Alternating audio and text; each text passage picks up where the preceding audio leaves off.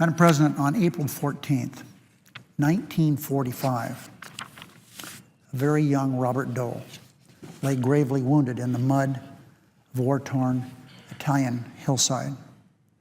He'd been hit with shrapnel. It tore through his shoulder, his spine.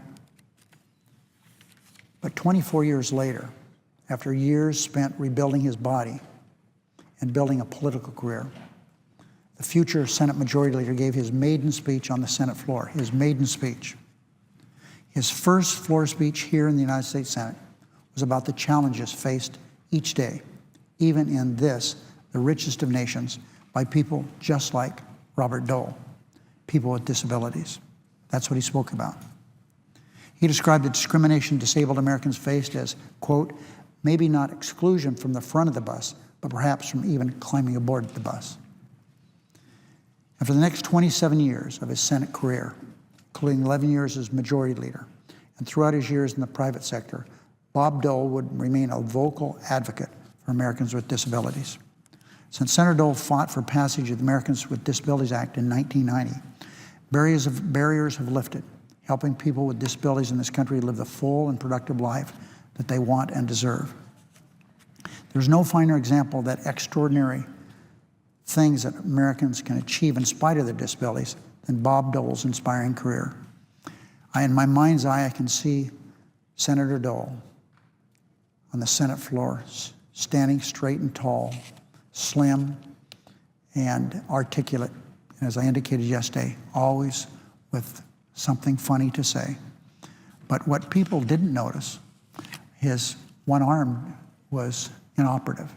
And he always kept in that arm, Madam President, a pen, so I assumed so people wouldn't grab his hand or something like that. But it was distinctive that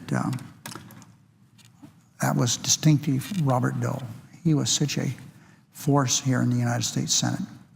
And to think that he did it all after having been really blown up in a war. The United States has been a leader in expanding disability rights across the globe, and U.S. law has been the gold standard for the rest of the world. But the United States must continue to lead by example. We must do more to protect American citizens traveling and working abroad. The Disabilities Convention before the Senate today, a treaty ratified by 125 nations, would advance those goals.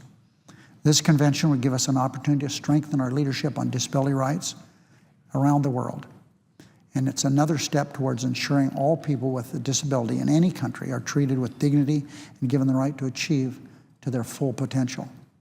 Ratification of this treaty won't cost the United States taxpayer a single dime. It won't require any changes in our existing law. It has the support of veterans groups and disability groups from around the country. It has a strong backing of a bipartisan group of senators and leading Republicans such as George H.W. Bush, as well as Senator Dole. He called me a few days ago to tell me how much he wanted this passed. And like passing the Americans with Disabilities Act, ratifying the treaty is the right thing to do. Ralph Waldo Emerson wrote, quote, if you would lift me up, you must be on higher ground.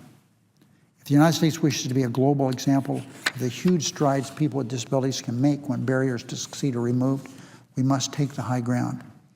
I thank Senators Kerry, Chairman of the Foreign Relations Committee, Senator McCain, Senator Lugar, Durbin, Barrasso, Coons, Tom Udall, Moran, and many others, and especially Senator Harkin, who is the father of the Americans with Disabilities Act, for leading the way on this issue.